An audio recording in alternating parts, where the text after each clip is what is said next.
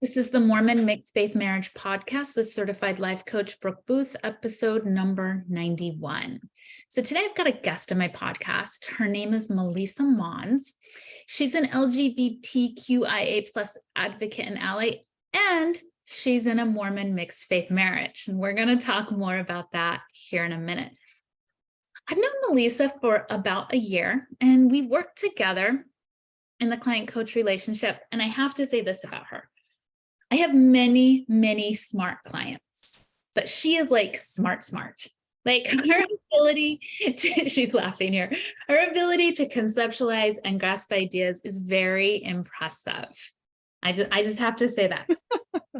It's worth noting. That amuses me. You get like the double smart. So she lives in Oklahoma. She has 3 children. Obviously, she's in a mixed faith marriage due to her own faith transition about a year ago. Maybe she can tell us a little bit about that too. And of course, this is the most important thing to know. We have a mutual obsession with our dogs. So that's True. Always needs to be noted. There will be dog noises. I actually have a cat and a dog right next to me right now. My daughter's cat is, you can't see her, but she's sound asleep on my desk right next to me. It's how we roll. You just made a little squeak. She knew I was talking about her. Okay. This is what I want to talk about today with Melisa is I want to talk about what it's like to be in a mixed faith marriage from the viewpoint of being this advocate and ally for the LGBTQIA plus community.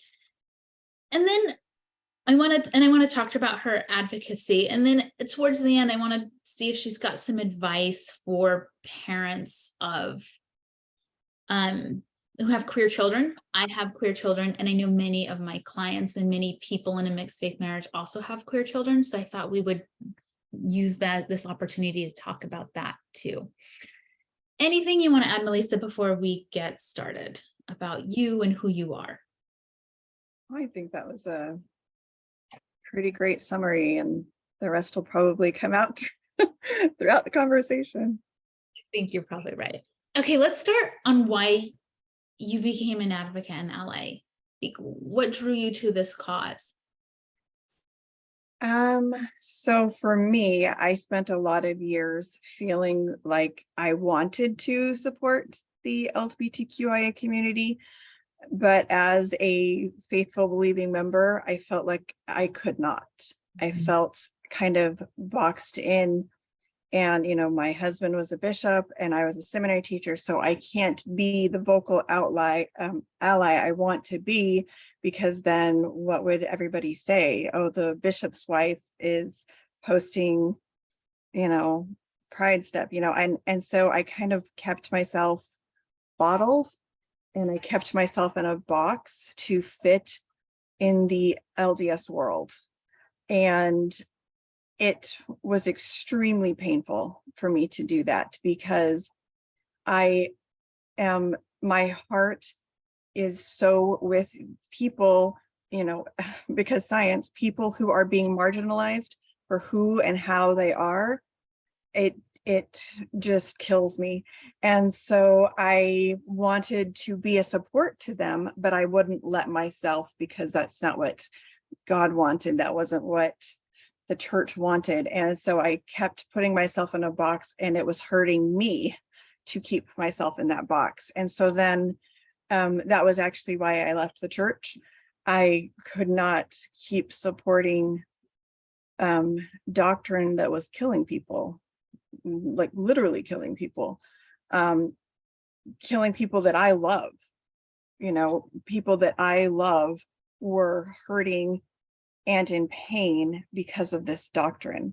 And so I just knew that this doctrine wasn't from God. And so when that kind of broke my brain and I left the church, I kind of had this like epiphany, this freeing feeling that I would never be silenced again by the outside world telling me who I can and cannot support and who I can and cannot advocate for.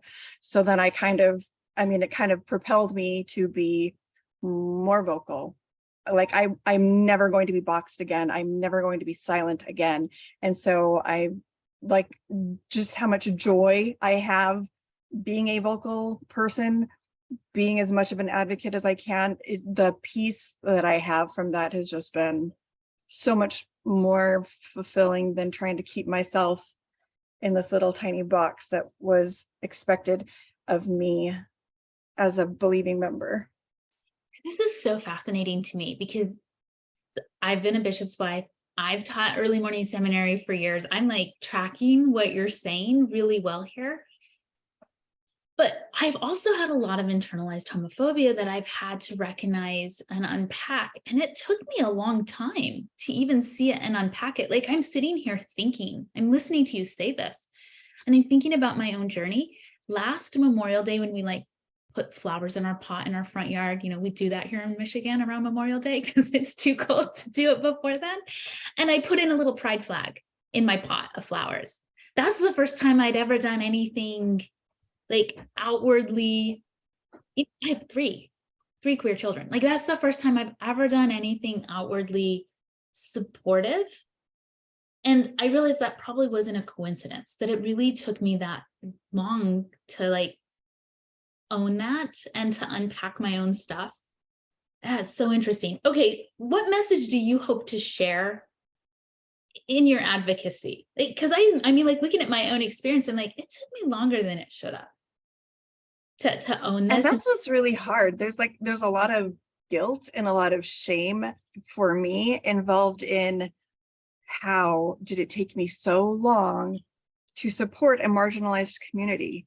How did I allow it to continue in my brain and in myself for so long? So yeah, there's a lot of guilt and shame for not being more in their corner earlier. So I can feel that. I feel like for me, the fact that there is nothing anywhere in my body, there's nothing anywhere in my existence that believes that a loving, kind, generous God would discriminate against his children for any reason. Skin color, sexuality, gender. In my mind, we're told that God is the epitome of love. He's the epitome of kindness, caring, hope, joy, peace. Like that's what we're aspiring to be like. That's what our parenting should be like. That's how we should be, right? As God. And so if I'm looking at the people I love, the people I parent, if I am not able to say, yeah, you can't get married, you can't experience love the way that you were born to love this way, you were born to experience gender this way, like that's how you came on this planet, was this way. And if I can't tell somebody I love that they have to live this way, then God, there's no way that a loving, kind, generous, thoughtful, all-inclusive God would do it. I'm a human, right? I'm fallible. I have limitations. If I can't do it, then there's no way God would do it. God is not putting people in situations where he wants them to overcome who they are. That's what I can't accept. When we say, don't put if somebody says, don't put a label on yourself, just your label is that you are a child of God, right? Just keep that label. My problem with that is that works as long as you fit in the boxes, right? As long as you check the boxes, it's okay for you to have labels, right? It's when you go outside of the norms and you're not fitting in boxes, that's when they're like, oh, you can't have those labels because those labels are contrary.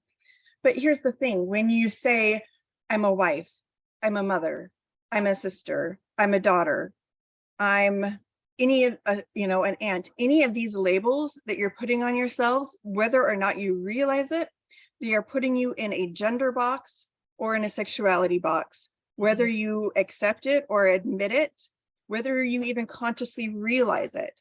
Just by the fact that you're saying, I am a wife, you're putting yourself in a gender sexuality label.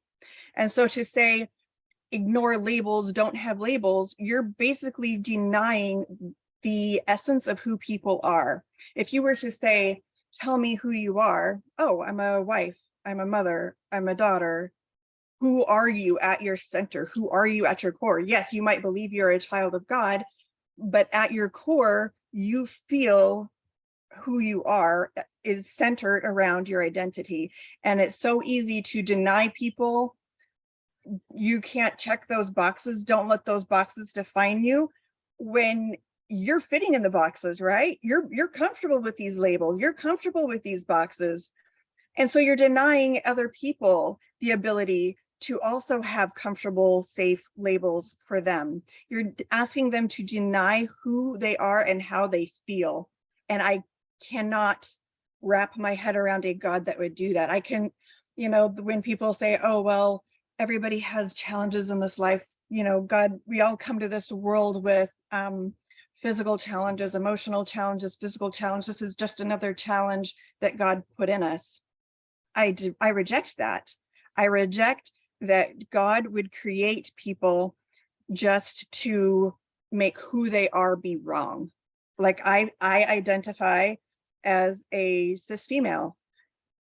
I would not say that I am wrong for identifying as a heterosexual woman. Like that's not a wrong thing. That isn't a bad thing.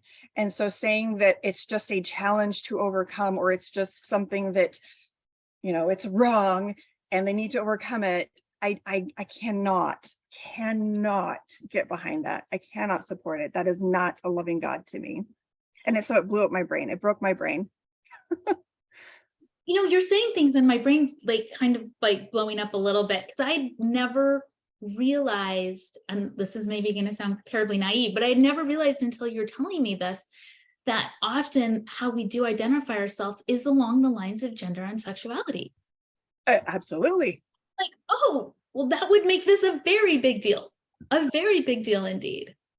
Yeah. It is. When you're growing up in the LDS context, we are daughters of a heavenly Father who loves us, right? It's baked into who you are. And even for non-binary people, it's baked into who they are as well. We say, oh, it's just natural that we identify, for me, as a female, as a daughter, as a woman.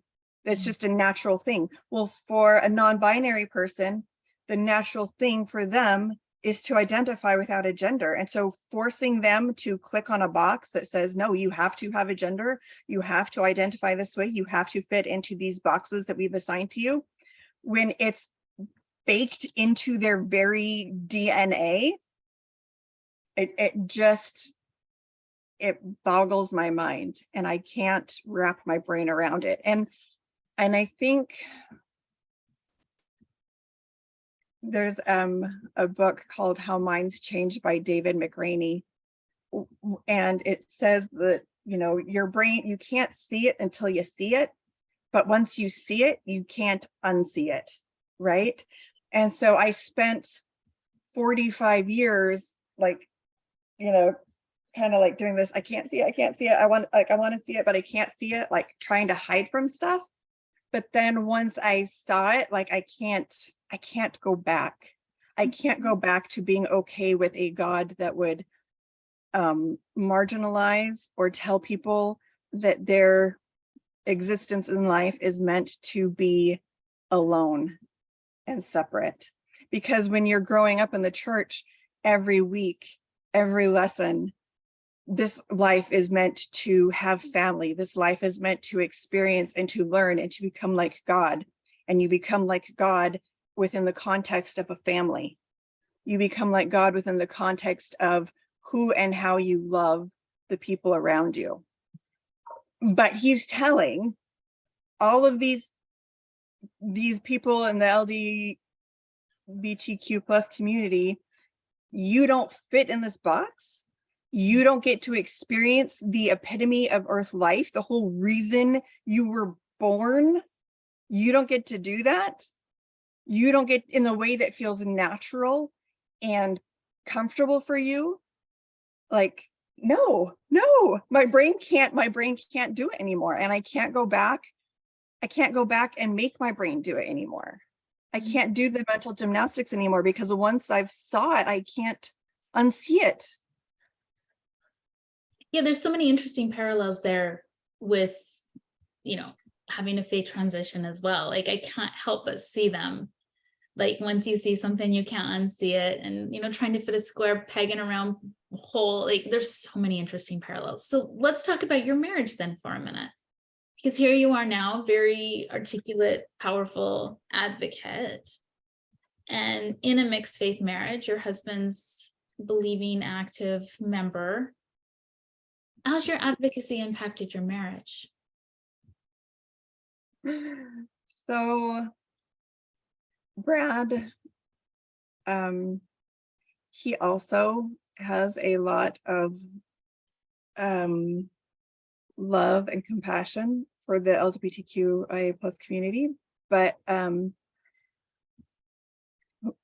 it's hard in that, for an example, I asked him, I had done a podcast about a month ago, and I said, how did that feel to you? Like, I'm saying things on this podcast that aren't really comfortable for you. How did that feel? How was that for you? And he said, it feels a little bit like if Patrick Mahomes got traded to the Dallas Cowboys. So for the record, love Mahomes. I hate the Cowboys, right? He's like, you love Mahomes. You want Mahomes to do well. You want him to succeed. You want to see him do the best that he can do. And you want him to achieve what he wants to achieve. But the team he's playing for, you cannot stand that team. You want them to lose. You think they're wrong. You don't want this team to do well, but you want Mahomes to do well because you like Mahomes, but his team, no. He's like, and I know. I was like, because, I live in sports metaphors, right? Like, it's my love language. And so I feel that for him, I feel that for him because he loves me and wants to see me do well. But because of where his brain and heart is, he can't see necessarily that what I'm doing it's wrong to him, right? Like, I'm speaking out against the LDS church. I'm saying that the LDS doctrine is harmful and that it's killing people, and that it needs to change and it needs to be fixed. So I'm speaking out against something he loves. And so the team I'm on is a team he can't support. And I appreciate that he still does want me to do well, that he still does find joy and happiness in my achievements and in my goals and in my drive and in my intentions. But it also hurts to know that it's causing him pain, because I don't want to hurt him. I don't want to cause him pain. But like I said, I tried doing the quiet, hiding my advocacy thing, and that is a pain I will not experience again for any reason. Yeah, that's interesting. I see my own husband. So I have a teenage daughter who's like a brilliant debater and interested in policy and heavily invested in LGBTQP. Let me say it right. LGBTQIA plus. My tongue wasn't working with me there. Thank you. There we go. For walking me through that. In those issues and in those their platforms. And I listen to them have conversations. And it's fascinating to me. Because what I see my husband do, and I'm giving him full credit for this, is listen to her, share his own point of view, be respectful. She's respectful in turn. Like, I really like to see how they discuss it. And that's kind of what I'm hearing with you and Brad. It's like, you agree to disagree, but there's a civility, there's respect, there's consideration, and there's really a lot of permission to let the other person be who they are and make their own decisions. And may not love their conclusion at the end of the day, but I noticed with my husband and my daughter in no way diminishes their love and respect for each other at all. And that's what I Right. mean. That's what I'm hearing with you and Brad. Like, yeah, this is what we've got, but it doesn't mean that like I love him less or I respect him less, or that he loves you less or respects you less. Right. Because he's not in this space of he wants what's best, right, for the LGBT community. He thinks what's best is different than what I do, right? He thinks that what's best is what he believes God wants for them, right? So it's still coming from a place of love. It's just that he believes that that is what God wants for them, is to be challenged in this life and to be able to get back to God. But he's also respectful of pronouns. He's also respectful of dating choices. He's respectful of people getting an opportunity to experience this world the way they want to, right? He's not trying to necessarily deny anybody the ability to make their choices. And so he does use pronouns and he does use respect, things like that. And I think it would be a much different conversation with him if he weren't honoring people and who they are. But he does. He says, he can separate and say, just because I feel this way, respecting somebody else who's doing this doesn't change. Like, I can use somebody's pronouns and not have it change what I mean, what I believe. Right? I can respect somebody's beliefs. I can respect who they are and how they identify and still maintain my belief, because I think that's huge, is to respect somebody. And if he weren't doing that, then, we would be having a different conversation, but he's very respectful, very loving. And again, very similar parallels again to just being in a mixed faith marriage, like this level of learning to like, okay, you have a different conclusion, you have a different opinion, but I respect that you get to make that decision for yourself. And I love you. Like, your opinion on what political matters or religious matters doesn't like prohibit me from loving you. It's a skill set, and it's an idea that not everybody like can fully step into. How's your advocacy strengthened your marriage? Because I'm guessing it probably has, just like we've even sort of started talking about that, but speak more to that. I think it does put a bit more of that unconditional aspect into things, that I love you and who you are, even though I don't agree with you. So I think sometimes in the church, we feel like our love is based on their beliefs, right? And so to say that I love you beyond your belief system, I love you beyond what you're worshiping, is, I think, kind of like the next level of love. It's a higher degree, I think, because it's not based on who they are as much as I love who he is and not what he believes. I can love past that. He can love me past that, right? He can love me. I don't think he quite knows what to do with like the afterlife, right? But he's like, I love you and I want to be with you here. Like, we have a family. We've been married for 23 years. I want to stay in this marriage. I want to stay and make this work. I want to love you as long as we are together here on this earth.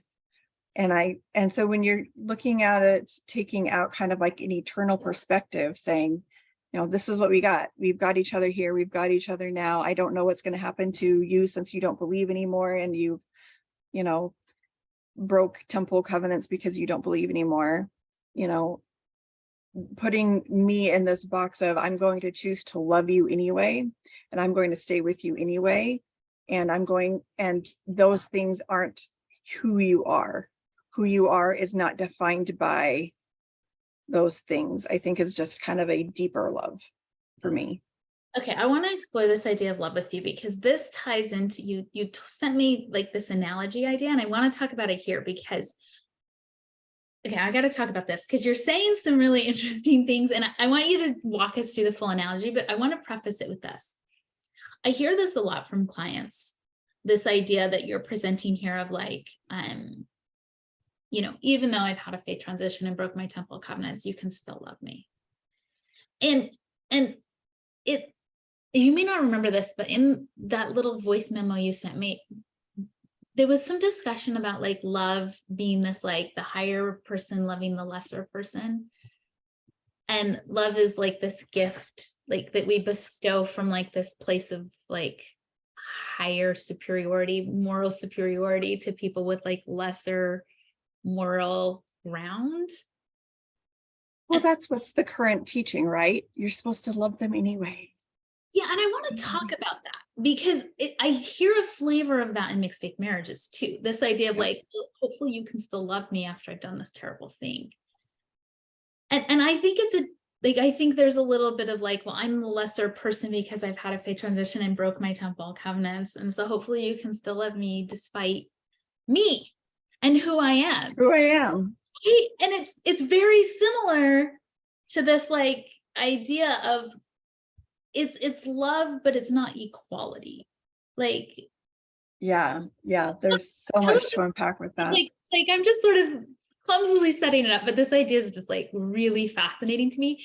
Tell me about your analogy, and then let's talk about it some more, because I think the analogy will help like it will help explain and like give some like texture and meaning to what I'm trying to talk about here with this like moral superior loving approach. So share with us an analogy, because I think I love an analogy. I think frankly anybody raised in our LDS culture right, that's what we do.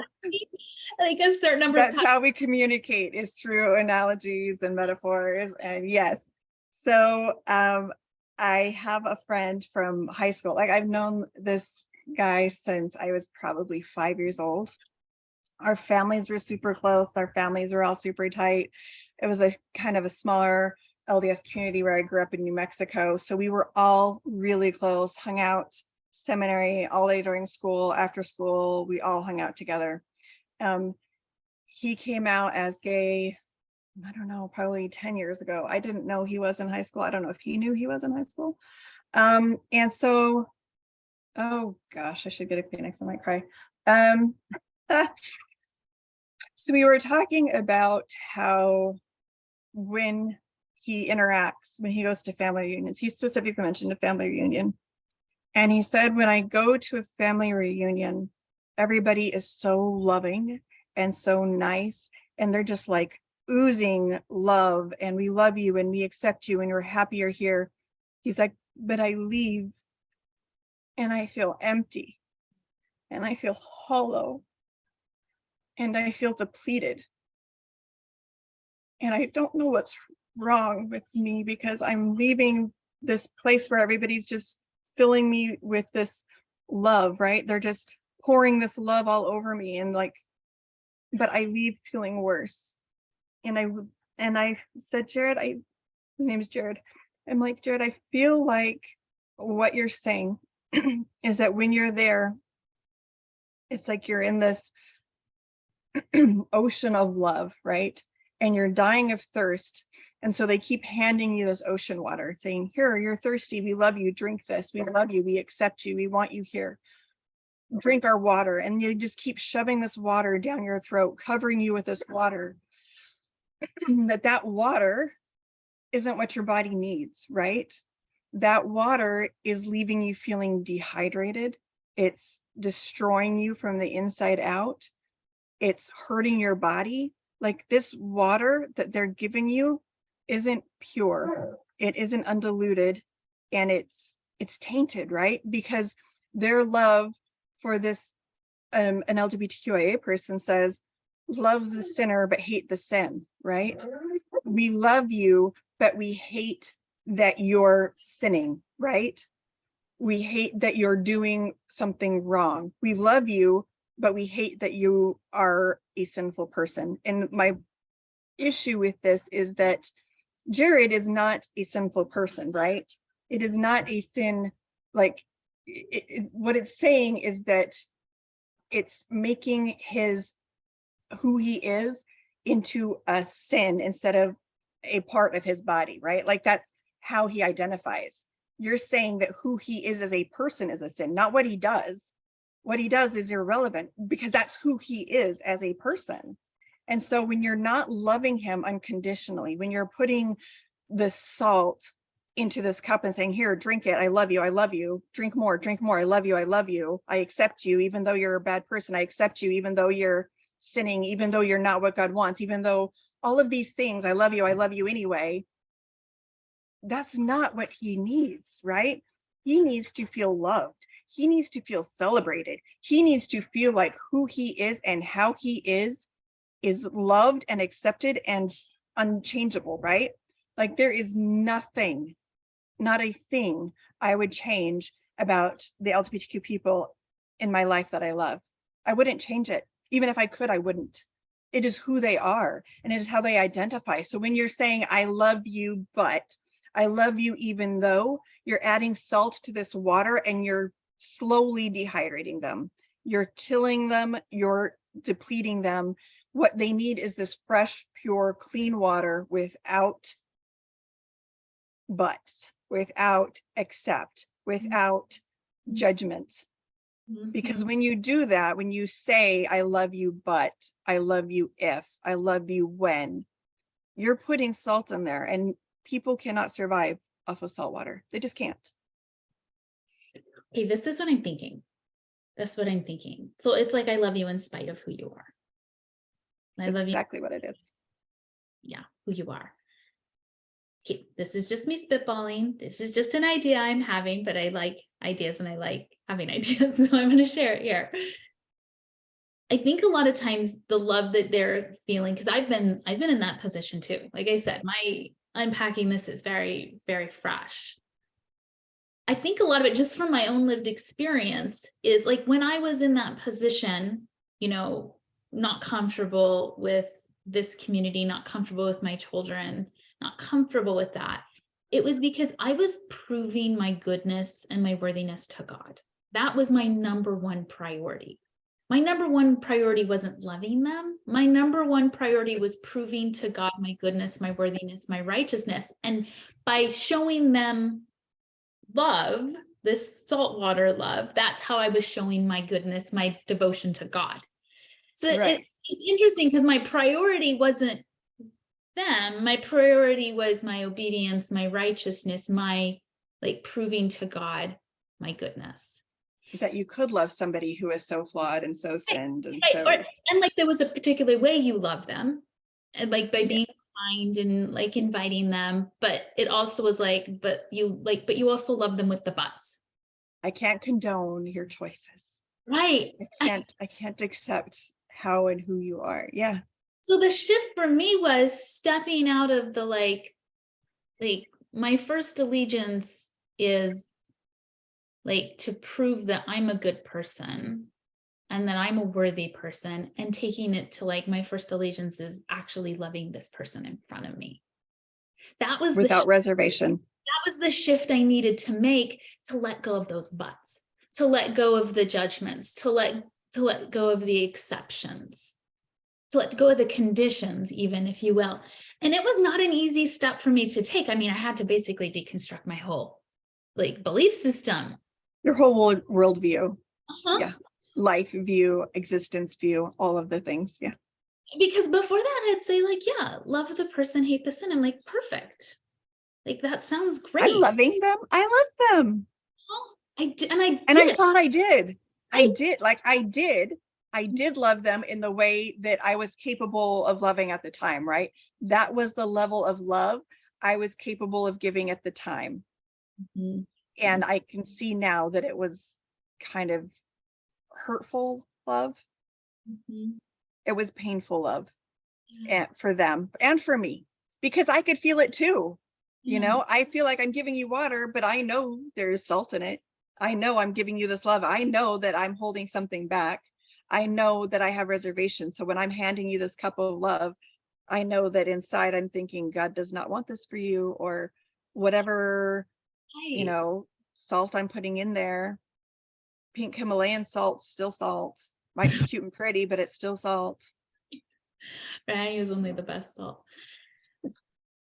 It's interesting, and I don't mean to diminish the LGBTQIA plus community's experience. And I don't mean to say it's just like being in a mixed faith marriage, but it is the way I understand it. So I keep going back to this. Like, Yeah, I yeah. know they're different, but it is the way I've been able to understand and like, and It gives a context that you can relate to, right?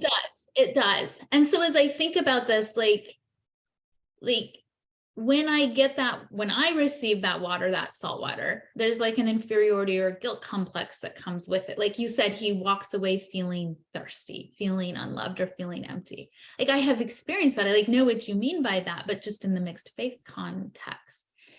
Like, and I realized like that love when it's like, I love you, but I experienced it in a mixed faith marriage. Many of my clients, you probably do too. It's a different quality. And so when you put it in this context of this community, I can go, oh, I see now. Like I see now. And it adds a different depth of like understanding that I can then have. Because you're putting qualifications on the love. Mhm. I love you, even though, I think that you're not going to be saved, right? Or I think that you're making wrong choices. When you're putting those kind of qualifications on loving somebody, it doesn't feel good. It doesn't feel loving, and it doesn't feel like pure water. Yeah. Yeah. Such an interesting analogy. Okay. Do you have anything else you want to say about that? I don't think so. I just think it's so, like, when he said that, the thought of drowning in love, Mhm. how can you drown in love? How can love hurt? And I'd never taken the time to think about how I spent so many years loving people and hurting them with that love, Mhm. and the importance of unconditional love, the importance of pure love, and how different it feels for me to give it and for them to receive it. Like, it feels different for me when I feel like I'm giving pure love instead of tainted love. It feels different to me giving it out, because I believed, back when I was a believer, I believed I was giving pure love. I thought I was giving pure love. I thought I was loving unconditionally, but the difference, I can feel the difference. Yeah. It feels different. Yeah. Yeah. I can too. Yeah, it's interesting. Okay, let's pivot for a minute and talk about parenting. Because, like I said earlier, I know a lot of my clients have queer children. I know this is something I talk about with clients on the regular. And I want to hear from you as an ally and an advocate. Like, what would you offer to someone who's parenting a queer child in our culture and in a mixed faith marriage? Like, based on these ideas we've sort of developed of love and things, I think they can really feed into this. But what's your 2 cents on this? Yeah, so like with Jared, saying, my parents love me, but I just feel them holding back. He said the thing that I love about the way you love the LGBTQ community is that you wouldn't change them.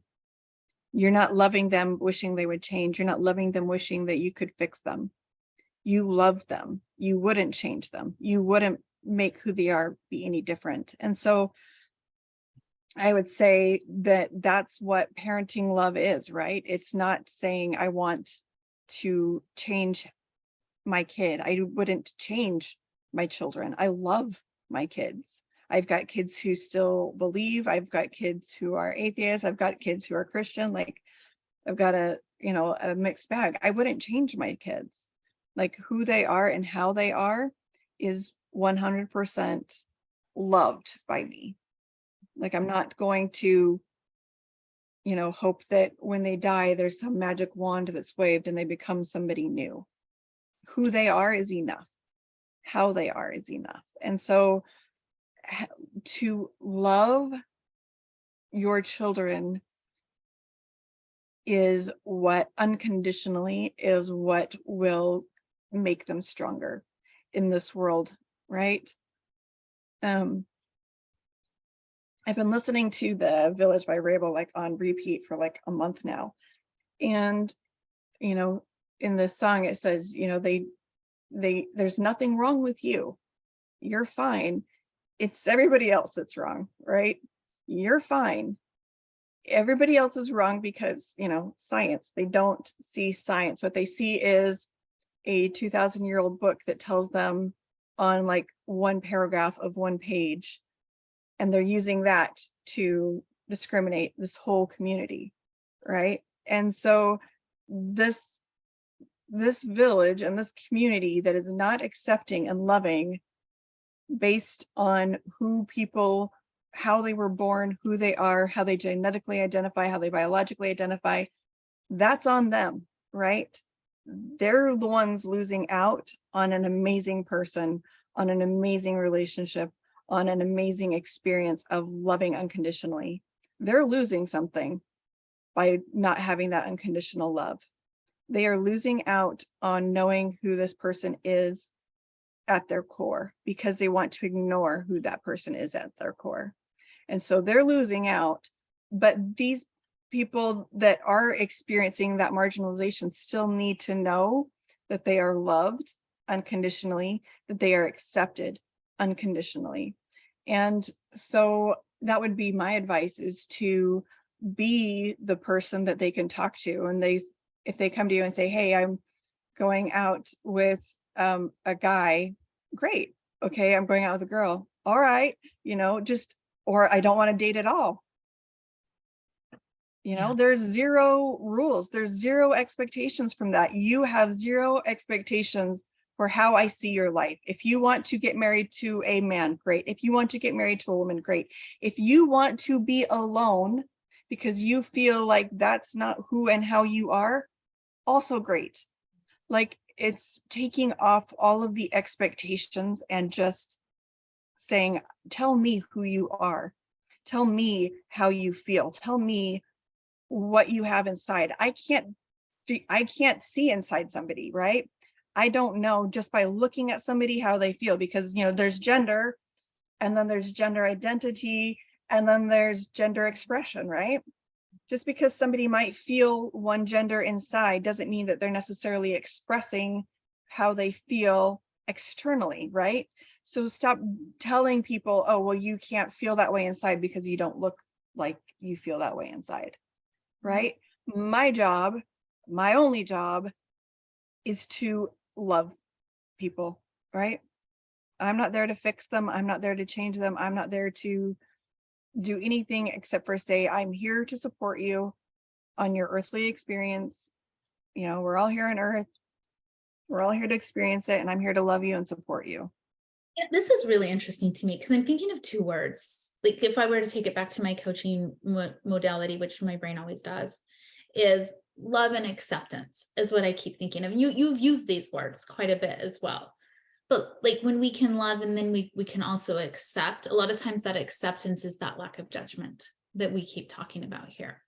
That, like, you are who you are, and that's a beautiful thing, and I'm not here to change that. I'm just here to like accept it. I keep thinking about these two things because when we offer that to other people in relationships, that's when they feel the safest. That's when they feel seen. That's when they feel heard. That's when they're able to accept our influence and accept, you know, if we have an idea or two to share with them, like, that's when we're actually the most influential, is when that love and acceptance is so established that they come to us and they want to tell us what's going on in their life, and they want to share things, and they want to know our opinion, and they want to know they want our advice. But it's only after that love and acceptance is already in place. And I think about that, like, with my own children. Like, this is so often my approach, is like love and acceptance first, and then we'll work from there. You know, and it works really well for me. Once that's in place, then they come to me with what they need to come to me with. Yeah, it's a really interesting idea. And that's different than like boundaries, right? Like, obviously, as a parent, you're raising children. Obviously, you have to have boundaries on behavior, on activity. It's not you're not saying here's a free for all, whatever. But when you say I love you anyway, I love you, that it's putting that caveat on it, that there needs to be an anyway, right? Why does that word need to be there? Because when you put that word there, you're saying that I'm trying to love you past who you are. I'm trying to love you regardless of who you are, instead of loving you because of who you are. Right. Yeah. And like my kids have, curfews or whatever. Like it's not like this Yeah, totally. it's not, I'm not advocating free for all, let your kids do whatever and love them anyway. But who people are and how people identify should never be a qualifier for unconditional love and acceptance, ever, period. And I see those things as totally different, like and tools Yeah. you use, but they can be complementary and not at all in like disagreement with each other. I'm thinking about this too, and I know we need to wrap up for time, but I'm thinking about how I used to parent was actually quite opposite of this.